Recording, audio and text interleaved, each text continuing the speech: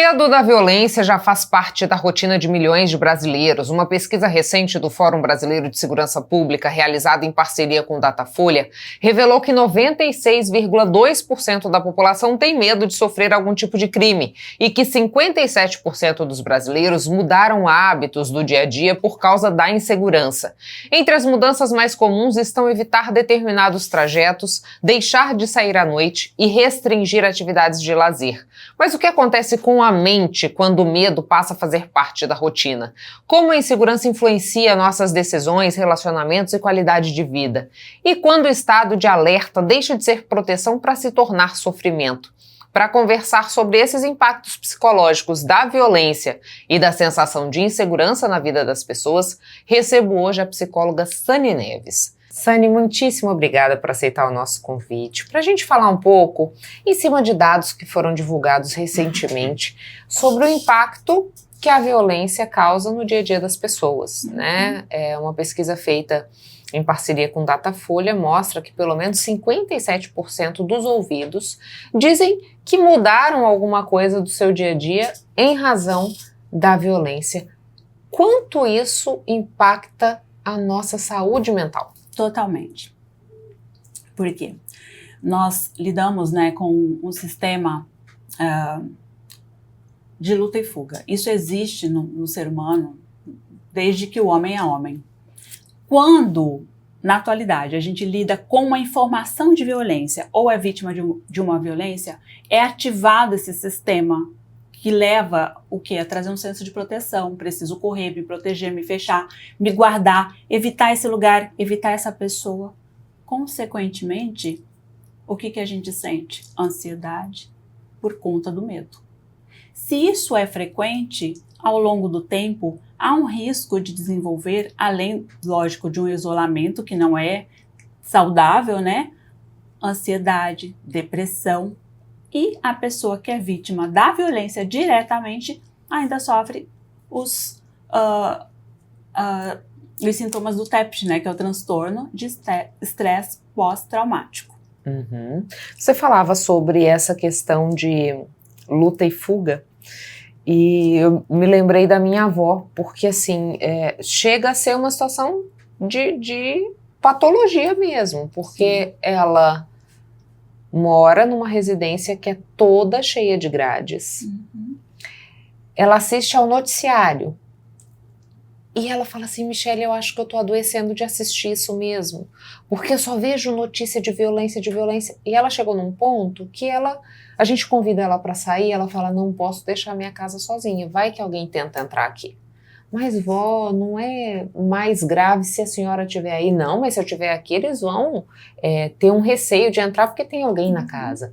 Então, veja como ela tem se privado de várias vivências em razão desse contexto. Isso. E assim, é lógico que a gente sempre tem um estado de alerta que está ali, guardadinho para ser ativado se eu precisar. Por exemplo, se eu sair aqui relaxada, me sentindo calma e segura, e alguém puxar minha bolsa ou bater nas minhas costas, dependendo do que aconteceu de manhã, eu já estou em alerta, eu vou levar um super susto. Uhum. Se eu estiver tranquila, relaxada, eu vou virar e ver quem é. Acontece que para o meu cérebro, ele não define o que foi exagerado, o que foi simples, o que foi um sustinho, o que foi um sustão, algo maior. Para ele, ativou o estado de alerta, bagunçou tudo. Já afeta a minha concentração, o meu humor, a minha memória. Eu já não estou relaxada, eu estou tensa, não estou no momento presente. Ou seja, entrei no modo luta e fuga, como você exemplificou a sua avó. Ela está vivendo constantemente assim. Ela está fechada, como se fosse um pássaro numa gaiola, como muitas pessoas têm vivido assim. E além disto, ela liga a televisão e vê no noticiário a violência. Ou seja, o tempo todo ela está focada nisto. Traz danos sérios para o cérebro, para a saúde cerebral. E existem, porque assim, a gente sabe que a mudança do contexto de violência depende não só da segurança pública, mas de uma ação que é integrada, que passa por várias pastas, como a educação, como a cultura, e a gente sabe que o Estado existe para isso, né? Para garantir para a gente saúde, educação e segurança pública, pelo menos. Como isso não está nas nossas mãos, Sani, como isso depende da ação estatal, como que a gente tenta minimizar o impacto que esse cenário causa no nosso dia a dia? Existem caminhos para isso? Sim, existem caminhos. É complexo, como você disse, é uma questão muito ampla que não compete a nós resolvermos. Envolve política, boa vontade, né, dos governantes em terem ações eficazes para reduzir de fato a violência. Mas o que eu, Sani, posso fazer para diminuir esse estresse, essa sensação de estar sempre com medo, apreensiva? Evitar, de fato, noticiários. Eu vou pelo mais simples, que é o básico, né? Que todo mundo liga a TV, às vezes a pessoa pensa que estar informada, eu já fui essa pessoa, é ligar a TV para ver o que está acontecendo. E muitas vezes ela só vai ver violência, criminalidade. Evite. Isso não vai acrescentar nada na tua vida, não vai mudar nada. Evite, primeiro passo. Segundo, procure fazer alguma prática meditativa que vai te trazer um centramento, te trazer para o momento presente e até mesmo uma sensação de proteção.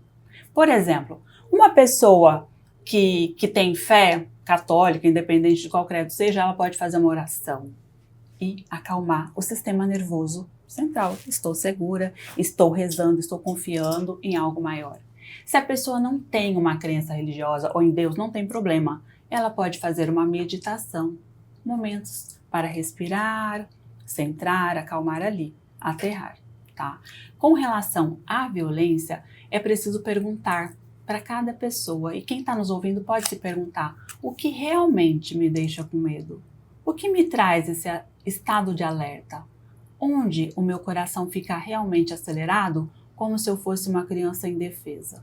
Procure evitar esses lugares. Procure não estar na presença dessas pessoas que ativam essa sensação de com fulano ou fulana eu tenho que ficar alerta e me defender sempre. E aí eu vou além, que a gente pode até fazer futuramente sobre essa pauta, a violência psicológica. Mulheres ou até mesmo homens que estão em relações abusivas, elas vivem 24 horas nesse estado de alerta, porque o parceiro é o agressor, é o que pratica a violência. Possivelmente essa pessoa está correndo o risco de desenvolver outras doenças, porque esse organismo extremamente estressado com cortisol lá em cima, esse cérebro sempre em estado de alerta, vai o quê? Diminuindo as suas defesas, a sua imunidade. Daqui a pouco vem hipertensão, pode vir uma cardiopatia, sobrepeso, uma infinidade de doenças. Então, é uma questão mais complexa para essa pessoa sair dessa situação. É diferente de ser um vizinho, um familiar, um amigo que eu posso evitar. Está ali 24 horas. São as mulheres que mais estão adoecendo em silêncio. Era justamente ia te perguntar dessa faceta da violência no nosso estado, porque a gente vê dados de que as facções criminosas ampliaram a sua atuação, né? A gente vê dados de que jovens são os mais assassinados, as mulheres vítimas de feminicídio no nosso estado por diversos anos na dianteira desses dados, e agora um outro aspecto dessa situação que casa com o avanço das facções, de que 25% dos homicídios de mulheres têm ligação direta com as facções, ficando em segundo lugar de morte do gênero feminino, perdendo apenas para o feminicídio. Então a gente pode dizer que Mato Grosso é um estado violento para as mulheres, e essa violência, Sani, pelo simples fato de nós sermos mulheres, né? Esse tipo de enquadramento impacta de uma maneira diferente esse sentir a violência, porque uma coisa é você pensar que você está num espaço e alguém pode roubar o teu celular, pegar a tua bolsa, pegar o teu carro, invadir a tua casa. Outra é você pensar assim, poxa, eu não estou segura porque eu sou mulher. É uma condição que eu não consigo mudar. Sim, e é uma condição que ela é real, não é uma fantasia. Eu agradeço a Deus que cada vez menos eu tenho ouvido alguém dizer que a mulher é louca porque estava com medo ou desconfiou. Esse sentimento tem sido validado dia após dia e não tem sido fácil lidar com essa realidade, porque a gente busca resposta, a gente busca alternativas e ainda não encontra. Realmente é um problema desafiante. Ser mulher é um risco a cada dia mais, né? A gente vê diversas faces dessa criminalidade avançando, como você disse, só porque nós somos mulheres. Ou seja, como lidar com isso, né? É um problema realmente complexo. Eu não saberia te responder, mas o que eu digo é, para qualquer mulher, percebeu um mínimo sinal de violência, procure se afastar.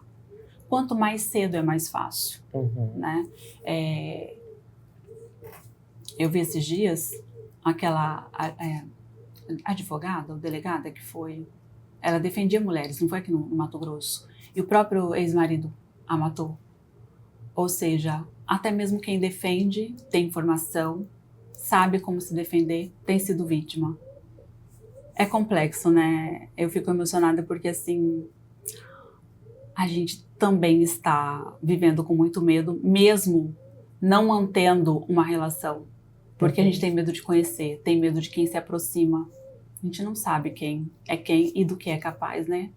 Por isso que eu falo, os primeiros sinais devem servir de alerta e deve ser motivo, sim, para a mulher preferir ficar sozinha e se cuidar e se proteger. Sani, a gente vê um avanço da violência, mas não é só no mundo físico, ela também está no mundo digital. E eu acho que até de forma mais agressiva, né? Porque você vê discursos de ódio, você vê, por exemplo, nós tivemos 2 mulheres que estão no universo da política recebendo ameaças, uma por e-mail, que foi a Coronel Fernanda, inclusive com detalhes de como a pessoa atentaria contra a vida dela, e outra da pré-candidata ao governo, que é a doutora Natasha, de alguém que botou a cara mesmo, nem se preocupou, na rede social dizendo assim, esquerdista, você merece a vala.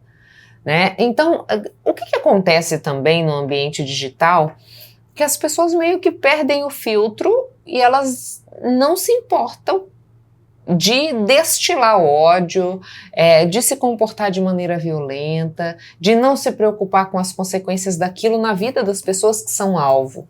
Eu acho que é muito a sensação de impunidade, de imaginar que atrás de uma tela o agressor, o criminoso está protegido, não está frente a frente. Ou seja, ali ele manda o recado que ele quiser. Ele tem a intenção de quê? De paralisar essa vítima, como essas políticas, né? Essas 2 que você citou. Tem alguma ação delas incomodando, né? Então eu mando o recado, porque aqui de longe eu estou protegido, entre aspas, porque como você disse, um até mostrou mesmo, né? Se revelou ali quem era. E a intenção é paralisar de alguma forma. Eu não sei qual é a ação, qual era exatamente a intenção deles, né? Pode até ter um grupo por trás, mas é o que acontece. Por trás de uma tela todo mundo é muito poderoso, né? Tem essa sensação e realmente a gente tem visto casos em que ficaram impunes. Então o que acontece? Eles imaginam que realmente não vai acontecer nada. Ou comigo nunca, continuar. Né? Comigo nunca, podem continuar. Enquanto isso, uma mulher está sofrendo, está com medo, está intimidada, está insegura, tendo que buscar se proteger, denunciar e com certeza não está dormindo em paz, porque o medo toma conta. 24 horas ali o sistema, né, de alerta ligado. Será que está tudo bem? Será que tem alguém me vigiando? Tem alguém aqui? Não se sabe. Você falou pra gente agora sobre esse sistema de alerta 24 horas ligado e você disse assim, a ideia é paralisar. É isso que acontece? A gente deixa de fazer coisas, deixa de vivenciar oportunidades, deixa de conhecer pessoas em razão dessa paralisia que o medo provoca? Sim, acontece. Porque o senso de proteção, o que ele me diz? Não vá que é perigoso, aqui tá mais tranquilo, aqui é mais seguro. Não aceita esse convite, não vá nesse lugar. Então a tendência é a pessoa se fechar para se proteger, né? Não porque ela queira. É lógico, Michele, eu não posso deixar de dizer isso, que para cada pessoa vai funcionar de uma forma. Algumas mulheres têm uma capacidade de resiliência maior e para elas não vai ter esse impacto todo. Elas conseguem ir, mesmo com certo medo, cautela, elas vão. Outras recuam e não conseguem mais avançar, quer seja num relacionamento afetivo, ou num grupo social, ou até mesmo na política. Cada uma vai agir de uma forma diferente, mas a intenção do agressor sempre é paralisar ou induzir a vítima a fazer o que ele quer. Ou manipular. Manipular para fazer o que ele quer, através do medo, né, da coação. Já tem aquela história, né, seja respeitado, mas se não for respeitado, seja temido. Então, acho que é mais ou menos por isso. E me diz uma coisa, Sani, porque assim, a gente tem uma violência que avança, isso de alguma maneira também se reflete na formação dos jovens. E por que eu te pergunto isso? Aqui em Mato Grosso a gente teve inúmeras informações sobre estudantes que estavam fazendo um salve dentro das escolas, como um reflexo daquilo que eles veem nas facções. A gente viu denúncia de estupro coletivo, a gente viu adolescentes praticando crueldade contra animais, que não deixa de ser uma violência também. Né? A gente vê se acentuar os casos de bullying, de cyberbullying, em que muitas vezes desafios que causam lesão a esses adolescentes se apresentam. Então a gente pode dizer que um ambiente violento que traz um aumento de dados, né, também reflete em como esses adolescentes, esses jovens vão construindo a sua história. Sim. Enquanto você falava, eu pensava nas famílias que são famílias responsáveis, realmente participativas da educação desses adolescentes, né? Quando acontece algo assim, é um susto para a família, porque a família estava ali, todo mundo presente, de repente participam de uma igreja, fazem programação em grupo, conversam e acontece algo assim. A pergunta que muitos fazem e depois descobrem onde aprendeu, quem o induziu, quem o seduziu para esse caminho. E muitas vezes a resposta está ali na palma da mão, a internet. É um universo que tem ali, a família não conhece, que ensina, que busca, que aliena, que seduz através de uma aparência de vontade de ter algo que não poderia comprar, adquirir. E aí são muitas camadas por baixo disso, né? Que é uma autoestima frágil, que precisa ter para se garantir, para se sentir alguém, né? Entraria o papel de um psicólogo para ajudar essa família, para trabalhar a autoestima desse adolescente ou qualquer outra questão que tenham deixado frágil e vulnerável a essa oferta da internet. Porque nem todos os jovens adolescentes se deixam levar, mas o que acontece com alguns, né? Aí entra uma investigação, a psicologia, para poder dar um suporte para essa família. Mas infelizmente a gente tem observado que apesar de tudo que vem acontecendo, de toda a informação, muitas famílias ainda fazem um pouco caso do potencial que existe na internet. Sabe aquela história que a gente ouvia lá atrás? Bom, acho que sou mais velha que você, né? A questão das más companhias. Né? Não anda com fulano, não vai não sei aonde. Tinha muito isso na minha época. Era uma forma da família preservar. Agora a família, muitas ainda têm ilusão de que o filho estando dentro de casa, ele não está com más companhias, ele não está em risco. Porém, ele está muito mais do que aquele do passado que andava com um conhecido que era mal falado, que não era bem visto na sociedade. É uma gama de informação negativa, de sugestões que o filho está recebendo ali, dentro do quarto, dentro de casa, e aprendendo coisas, crimes, que normalmente não aprenderia se estivesse estudando, se tivesse focado numa leitura de um livro, ou até mesmo ocupado em um programa social. Que falta, infelizmente. Estamos carentes de programas sociais que, além da escola, a criança tenha um suporte para aprender uma arte, tomar gosto pela leitura, pelo cinema, algo que o enriqueça intelectualmente e tire dessa ociosidade que, infelizmente, tem sido espaço e tempo para aprender coisas negativas. Sani, você disse pra gente sobre o impacto que a violência causa nas pessoas, trazendo muitas vezes problemas de saúde mental, como depressão, ansiedade, esse isolamento. Mas a gente vê que a violência, de alguma maneira, também exerce um determinado fascínio nas pessoas. Vide os programas policiais, né, que têm alta taxa de audiência, seriados que falam de crimes reais, também tem uma visualização bastante considerável. Por que as pessoas gostam de consumir esse tipo de conteúdo? Então, isso já tem muito tempo, né, que a gente observa isso, que tem um grupo, umas pessoas que parecem sentir prazer, vão lá, assistem com uma naturalidade, saem dali como se não viram nada demais. É como se tivessem naturalizado a tragédia humana, né, e gostassem, sentissem prazer de ver alguém sofrendo. Não é, assim, geral, mas tem um grupo que se sente bem e não percebe que aquilo não é saudável, que aquilo traz algo que pode acarretar futuramente um sofrimento mental, ou até mesmo essa pessoa passa a normalizar a agressão, praticando o que viu ali com naturalidade, ferindo outras pessoas, através de uma comunicação, de uma atitude mais fria, mais rústica, mais rude no trato, né, às pessoas.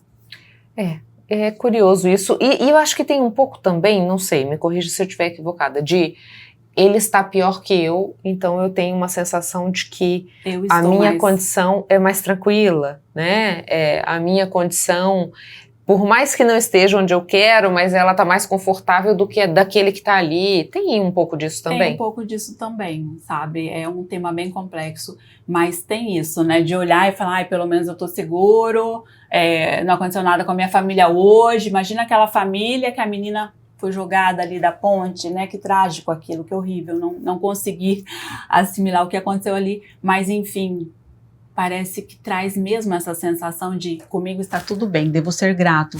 Mas será que isso basta? Olhar a tragédia do outro e achar que com você está tudo bem? Não seria melhor evitar, né, ver isso e trazer o foco para outra pauta, outra questão mais saudável, mais tranquila? É uma necessidade que o ser humano tem, né, infelizmente, de se sentir melhor que o outro para se sentir bem. Exato. Sani, muitíssimo obrigada pelas informações. Deixo o espaço à disposição caso você queira trazer mais algum esclarecimento a respeito do assunto. Tudo bem, foi um prazer participar com você, tá? Quem sabe no próximo momento a gente possa falar mais sobre a violência psicológica. Como eu disse, muitas mulheres sofrem em casa, né? E nem sempre são validadas, porque parece que tem tudo em casa, né? Tem comida, a geladeira tá cheia, tem um teto para morar, mas está sofrendo e adoecendo com uma violência praticamente invisível. Só ela tem sabe, que agradecer, né? Porque não falta nada, né? Só falta saúde mental. Isso, falta tudo, né? Exatamente. Sani, muitíssimo obrigada. Obrigada. Intervalo, a gente volta já.